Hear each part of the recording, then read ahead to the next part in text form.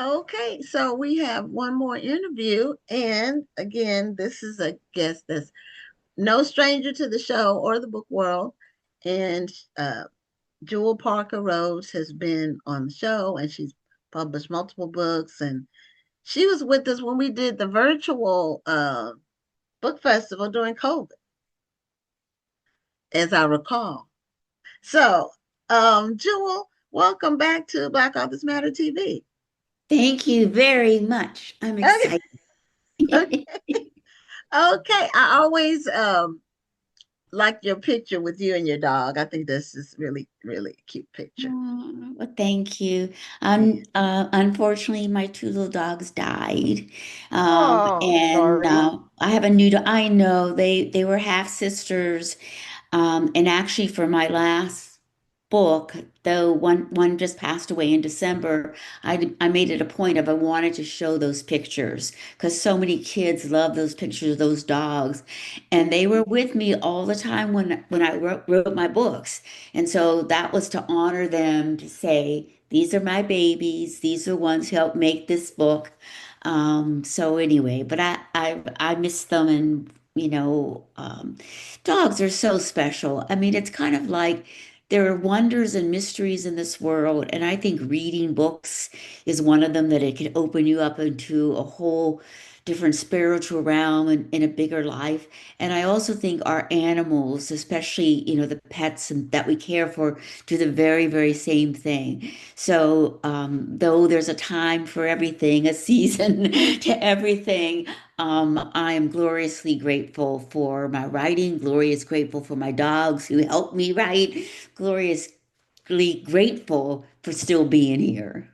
Yeah. Oh, well, I'm sorry to hear about your dog pets, Yeah, but me you are too. you are Thank correct you. that animal pets do provide us a different they're not like humans. And they're It- better, I think. I, there we have a cat, and now we're a cat family, but Hmm. we have a dog. And I never had a dog growing up, ever in my life. My parents wouldn't let us have pets. I always was attracted to cats. So a cat would always come in our yard. You know how some people just draw animals to them? But Hmm. the dog that we have, my landscaper left the back gate open when he was cutting the grass. And the Oh, dog came into our backyard with no collar okay. and kind of skittish and very shy. I don't know if she had been, abused or anything. And it took a while before one that she would even come toward us. We would put food out, but she would Yeah. wait until we went inside to eat it. And then she didn't bark. We didn't hear her bark until somebody came to the fence and she barked. And I said, "Oh, she can bark." Wondering, You didn't dogs know. don't really bark. And that was 6 years ago. Oh, So that's we've a had her for 6 years. She that's a was a full beautiful. grown dog, but she's not a big dog. So we didn't know Yeah. if she was full grown or not when we got her, but she hasn't grown any. But I named her Daisy after my mother because I didn't have Oh. any other names in my mind. So Oh, I think that's so wonderful. I mean, especially, you saved, an adult dog, you did a rescue, and I yeah, think that Yeah. that's just beautiful. I know lots of times, kids will ask me, as a matter of fact, just last week, a group of kids asked me, "Are you a dog or cat person?" And I said, "Well, actually, we've had both, and we could talk about the boa constrictor, we could talk about the hamster, we could talk about the fish. But in all my novels, there's actually always an animal, so that's been from the very beginning. And generally speaking, those animals are kind of modeled after dogs that have been important, that are animals that have been important in my life. And actually, in the Ghost Boys, the graphic novel, it's not so much that there's a main character animal. But when Jerome as a ghost is wandering the streets of Chicago, it's the animals who recognize that he's from the spirit world, that they sense that he's there. And to me, that's sort of like what animals are able to do. They like we even had dogs during the Northridge earthquake, and I swear to you that those dogs knew something was coming days before we did. You know, that they just sensed it and knew, and so their intelligence is really just amazing. But I love animals. You had a Yeah, boa animals constrictor? animals do have an intelligence that Yes. adults that humans don't have. Yes, They do. yes, They do. yes. And if you start reading the whole lineage from wolves to dogs and their whole evolution, and I just read a study where they're looking for dogs who apparently can label things like, this is the duck, this is the ball, and knows what to go in the room and get. But they've also been testing them to see whether or not do you have to teach them that? And it turns out some of them just overhear a conversation. So you and I could be talking about, grapefruit, grapefruit, grapefruit. And I say, here, take my grapefruit. And apparently some dogs will then know that that's a grapefruit. So they're listening to us too. Oh, wow. Amazing. Wow. Mhm. Well, Yeah. give I Daisy a mean, hug for me. I will do that. I will do that. And we had her outdoors. We never brought her in Hmm. um for 4 years. Yeah. She was never inside. And we don't have our winters are mild. And when we have Mhm. cold weather, we would have a heater out there and a heating thing in her house. But we had a hurricane. And so I brought her in because of Aw. the hurricane. And she didn't do anything. I put down a tarp and in case she did something, she didn't do anything. And then when the hurricane, when the eye passed and all that, it was still raining. I took her outside and she went to the bathroom. I said, whoever had her those years ago, they They trained taught her. her. Yeah. Yeah. So now since then we bring her in at night. We let her be Aw. outside during the day and we bring her in at Oh, night. that's very, very sweet. Very, very Yeah, I mean it's sweet. just, but I never had a dog before because my parents wouldn't. My mom said it would be more work for her, that's, which was true. But we didn't have it, so I'm glad I brought up your dogs. I just the picture with you with your dogs is just so beautiful. Was that like a set? Was that something you did at home and it just turned out to be a beautiful picture, or Oh, was they that like a photographer that came to take the picture? Yes, the photographer, actually, I was living in an apartment in California, in Menlo Park, California, and he came and he took the picture. And the neat thing is that we were down on the lawn furniture near the pool, and you know how they make it look like a resort. And it's so funny because one of the dogs is looking straight at the camera, that's Gergie, and the other one is looking up at me, and it just came out perfect. So I'm Hmm. actually very thankful that I have those pictures and many more of my own. But that's sort of like, yes, we were the writing team. Yes. Yeah, that's We were great. the sisterhood, the two sister dogs and me. We were the sisterhood. Okay. And then I don't know if you heard her say she had a boa constrictor, Rhonda. Um, Yeah. I don't find that, I don't like snakes. I don't like them either. I don't like them Yeah, either. I'm not much of a snake person myself. You know how everything in life brings you material for your writing. And my son, wanted this boa constrictor. And I didn't know that you were supposed to feed them rats. And so we went through, all of that and what have you. But one day it got sick. I think that somehow it didn't digest its rat or who knows what, and it died. Hmm. Oh, Oh, it smelled so bad. Oh my God.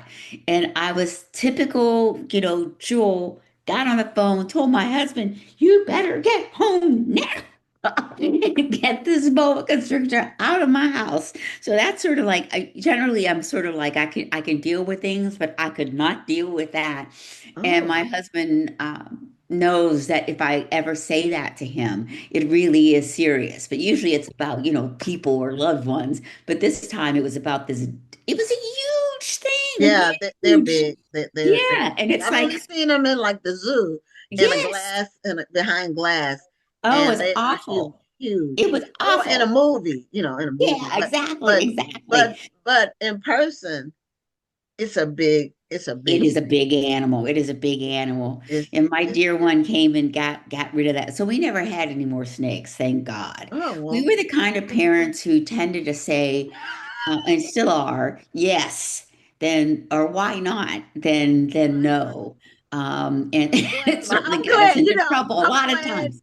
I'm Huh? glad that none of the kids wanted a snake. Although we had a flying squirrel one time. Oh, really? It was in a cage, and I have a strong phobia against rodents of any kind, no matter what size. They can be tiny or whatever. So, me and mice or rat is a no. It's a non-starter. It's no go. So the squirrel got out. The squirrel looked like a rat with a With tail, wings. a big Yeah. squirrel tail and wings. The squirrel got out and it like left on my back and I was on the bed like kicking, get it out, get it out, get it out. I'm my trying to find my a happy face to put in front of me. my my stepson, my I hear stepson you. squirrel, flying squirrel. And then they are prone to having heart attacks, those flying squirrels when they're I did caged. not know that. So it had a heart attack and died. I won't say I was sad, but That's they're hilarious. kind of different animals. But that it's too close. It's too close to a rodent. I like Mhm. me and any kind of Oh rodent. my No, goodness. no, I'm no. gonna cry. Anyway, The joy about that book. Ghost Boys book where the animals are in tune to what he's doing. Now, this was already a book before, wasn't it? And then It they was. made it the graphic novel. Yes. So it was published originally, I think, in 2018 as a novel. Okay. And it's done very, very well. Students all over the world, people all over the world read that book, you know. Hmm. And so I'm very thankful and very, very grateful. But I did start asking for a graphic novel because I noticed that there were a lot of authors who their books were like paperback, hardcover paperback graphic novel. And I Okay. said, I want one too. And it actually took a while for me to sort of persuade my publisher or for my publisher to persuade itself that, yeah, we're going to make a graphic novel. I think they were late to starting up a graphic novels division. And so the editor, Andrea Colvin, selected it to do a graphic novel. And Cedar Fitzgibbon, who's from Africa, we selected him out of numerous drawers and illustrators. And it was like from the get-go, I felt as though we were in sync. That I felt as though he wasn't interested in sensationalizing the death of, Black children. He was interested in finding the emotional truth in the heart of the stories. He didn't draw, characters black or white, but mainly for me, Black characters who then resembled a stereotype because I've had that happen too and have had to say no, we're not using those pictures. So we were like a perfect match, but we started this in the pandemic. So you think how long it has been. It's been over 5 years, him drawing and illustrating the book. And I really feel as though I met my co-equal, that I can write a good book, right? And then you always hope that whoever translates it or whoever does a graphic novel of it will also have the same kind of standards that you have. And I've got to say that Cedar and I we're really co-equals.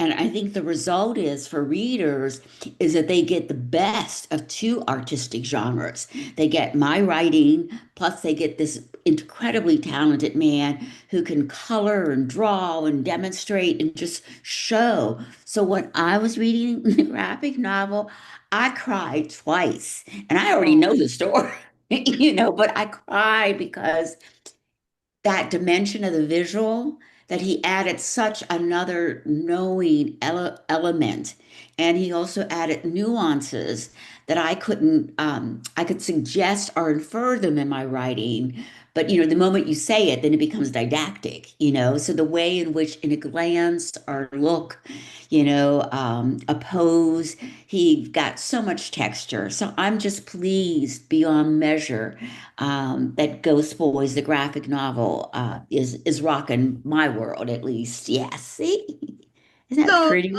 show us some of the inside so we can get Oh, an yes. get a taste of Well, okay, okay. Well, this is part of when the boys are playing around with the toy gun and trying to keep themselves from being bullied. Well, Um, first of okay. all, this is a serious Yes, graphic novel. yes, yes, it This is. is It a is. novel novel. yeah. It's yes, yes, and it's very thick, and it also still alternates like the real novel does between alive and dead. So you get to see Jerome and his family when he's alive, but you also get to see the after effects of what his death meant to the family. So there are a lot of books will sometimes will say so and so well, it's not just books. It's like what we're even doing now to the young woman who was shot in the face in Minnesota. It's sort of like we don't have the context, though we're starting to get some of it now for the life that she lived. So sometimes in novels, so somebody will die and everybody else will get enlightened, but you don't have a context for the life that the person who was murdered lived. And so I really wanted my character Jerome as a 12-year-old boy not to be a prop. So by alternating between dead and alive, you see the impact he had on the living. You see the impact he has on the living even as he's dead. You see him as a character who develops and grows and becomes like Emmett Till, like the ghosts of Trayvon Martin, Tamir Rice, Laquan McDonald, spirits that are existing still to remind the living that we need to do better, that we need to make sure that another child is not criminalized, and shot dead. But this is like the very first picture in the book where it starts out with Jerome having been shot by the police officers and he's laid out flat on the ground, and Mhm. his mother is going to run towards him saying, Ma, Ma, and the police are going to say, stay back, stay back. And that's when, Jerome rises as a ghost. What I really like too is also, and we talked about it, the ending, because here is Jerome Wow. dead. And so eventually in the story, he gets to tell what really happened to him. So we don't quite know the steps. So about two-thirds into the story, he talks about what happens to him, that he was shot dead. But also here, it's like at the end of the novel, it's basically his spirit rises. My spirit rises, he says.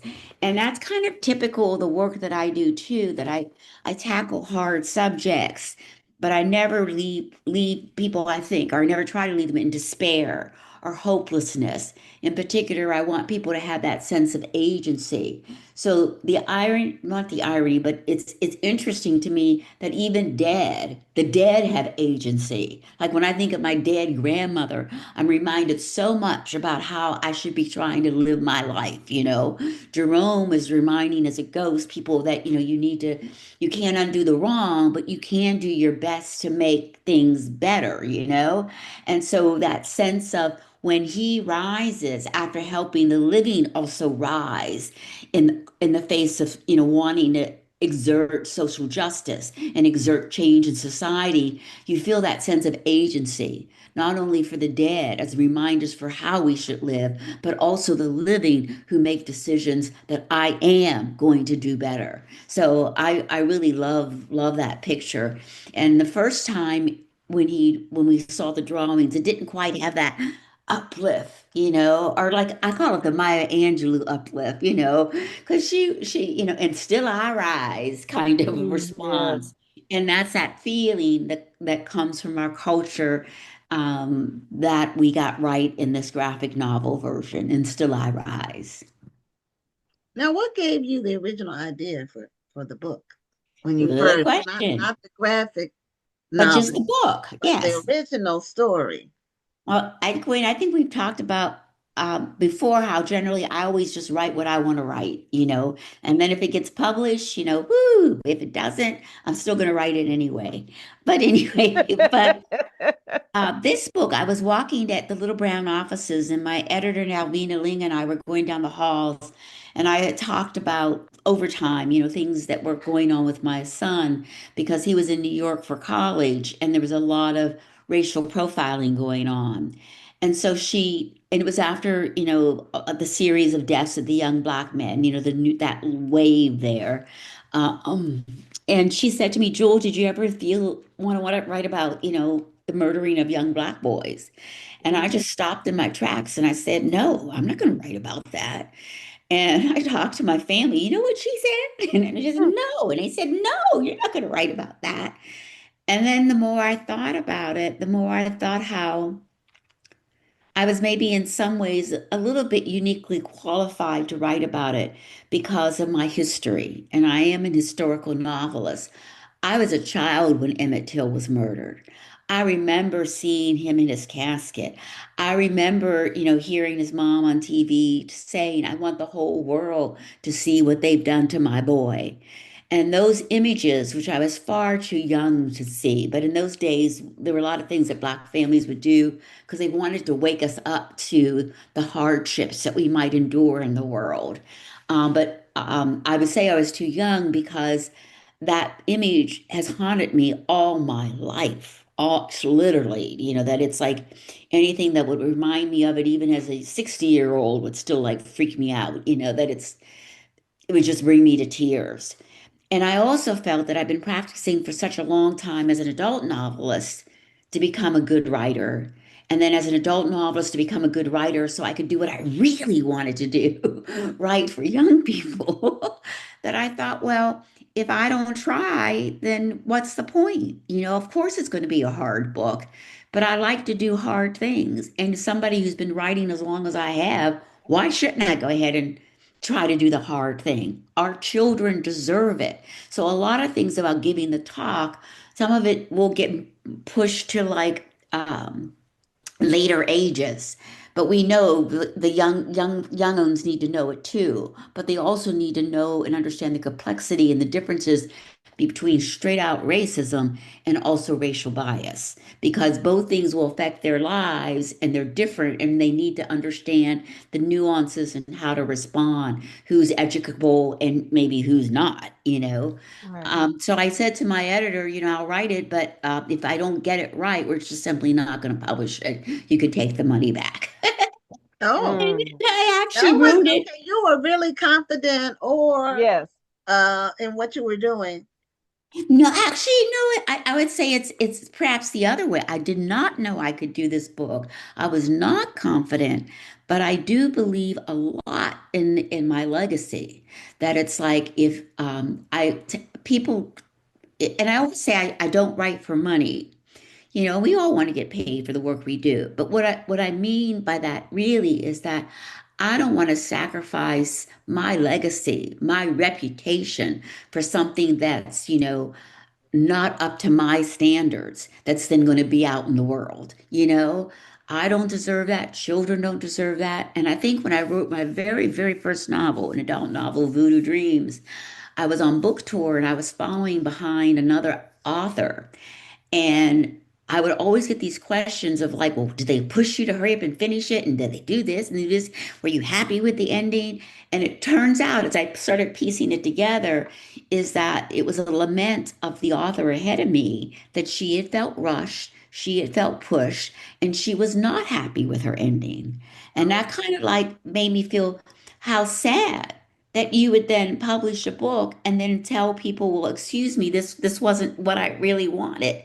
But publishers can do that, and particularly in those days when, because we're going back 40 some years, when it was so difficult to get published as a writer of color.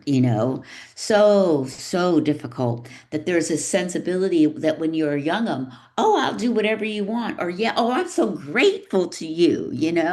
Oh, you're publishing me. And even that, some of that stuff still goes on today. And I caution everybody, publisher isn't the one that's going to take the hits if the book isn't good. It's going to be you. And then the next thing you know, they're going to say, oh, we can't publish any more of your books because it didn't win awards. It wasn't a good book. Right. Didn't get good Right. reviews, and it didn't sell. And so, because of that first experience, I thought like that really strengthened my resolve. So it would be no a book that anybody would say this is not a good Jewell Parker Rhodes book. So I tell people, if you see my book on the shelf, that means I did as much as I thought I could do. I gave it my best, and it means I'm often late with getting my books turned in. So publishers also have this timeline, and I understand it. It's part of a business model, and I'm thankful that because of writing what I want to write generally, except when I get good advice from some editor, and then taking my time to do it the best that I can, that I've been successful enough, that it's kind of like they'll get it when it's ready, and I'm really thankful for that because that pressure of, Joel, when's it ready? When's it ready? It has stopped in this latter part of my career. They know that when they get it, because, now, especially for children's, I think I have 7 books and they're all good and they've all done well. So they all right, whenever we get it, and I really appreciate that. But I feel as though that was what I earned, the time and the sort of the cultural support for doing what I think is best to represent my African American culture. And Beautiful. then Thank you you've so written with much your for daughter sharing that. too. Yeah. Pardon? You've written with your daughter also. Oh yeah, my daughter. Yeah, but she's a complete Kelly McWilliams. Who we did Right. that Soul Step, the picture book together. I Right. remember Um, that. Yes. yeah, and actually, do you remember how I said I was going to give Little Brown back the money? Because I said I wanted to do a picture book, but writing picture books is hard. So all props to all of you who write picture books. And so I told Kelly, well, I'm going to give them back the money. And she's like, a mama with a 3-year-old, and she says, "Oh no, mama, we're not giving back the money." But I tell you, that book would not have been finished if I hadn't had her grace. And she can write YA, though she has an adult novel coming out called American Nightmare about, the NAACP and when it used to have spies, to do the undercover work for lynching and the anti-lynching campaign. It's a really good book. So she's really happy about that. But she writes YA and adult. And I guess my thing is I write, middle grade and adult. And though we did a picture book together, all props go to my daughter and that wonderful illustrator who who actually was herself a young college. She just graduated from college, and she was just absolutely superb. Anyway, Well, so the young people. I just want to thank you for sharing what you shared with us because I think it's something that a lot of the authors who are on this call need to hear. And one thing is that you earned the right to be able to say what you said. And I know there are a lot of newer authors who will try to take the same stance that you took, but you earned the right to be able to say that. And so that's a message that I want them to say. You Oh, got to earn I, your stripes to be able to say what Yeah. you say. You paid your yes, I dues. do. I though I've got to tell you, Tiari Jones was one of my students, and I'm Oh, so okay. proud of her. Yes, she was. She came to Arizona to work with me and others at the creative writing program at ASU. And she was actually in my kitchen when she was getting offers for her first book, Leaving Atlanta. And there was one publisher who said, this is a YA novel. It's not an adult novel. And what I admired about her, and this would have been her first book, is that basically she said no, that she was not willing to let it be published as an item that she didn't think it was. And she held her Hmm. guns and said, no, this is adult novel. So I have perhaps maybe earned some stripes, but I would Hmm. also say, young people, if you can, be like Tiari because this was like, here's the first book, here's an offer. And she stuck to her guns. No, this is what my book is. And of course, she's Hmm. gone on to a successful career. So you need to listen to critics and you need to listen to other input and stuff like that. But you need to know, you need to have that ability to keep steering yourself too. Yes. And stop being so grateful.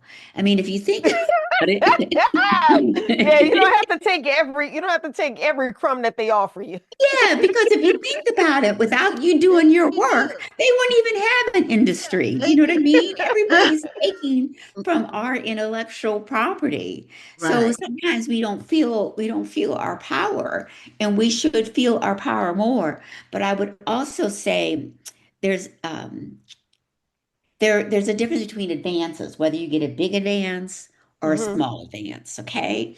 And a lot of young people want the big advance. And The big advance, so let's say they give you $500,000, right? And if you don't sell anywhere near that amount, I can guarantee you, not unless you had a book contract, you're not publishing another. Okay. Or if you had a two book contract, they might will go ahead and publish that second one, but don't do anything necessarily to market it. It's really, Right. it still is the numbers game. And Hmm. so one of the things, and I'm, I do make a lot of money, okay? But particularly, I took the approach that, if I want to be paid something that I know that I can sell, so that all my books have earned royalties. I don't have a single book that has an unearned advance, and we're talking about like 18 or so books. And that's what gets you the contracts year after year after year. That not only did the publisher get their money back, but they got back all the money that they paid me. And then for 30 years, even Voodoo Dreams, my first novel, I'm still getting royalty checks. So I rather bet on the long term than to say, Yes.